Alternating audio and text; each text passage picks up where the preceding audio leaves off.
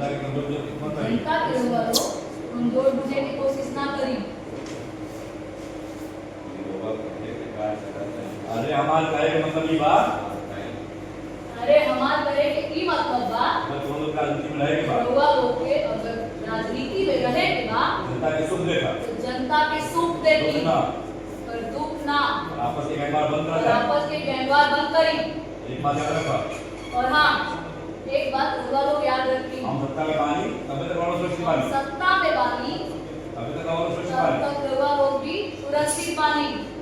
इसलिए हमको चुनाव तक पुनः करना इससे चाहिए, हमके चुनाव तक गुजरना चाहिए, गड़बड़ी नहीं चाहिए। राइट? बुझाई? ठीक बा, हम चलत हन। ये हाँ बोलिए। मुझे समाचार है। नहीं, निकलो, निकलो पुलिस वाले, बैठिए सीन पर तो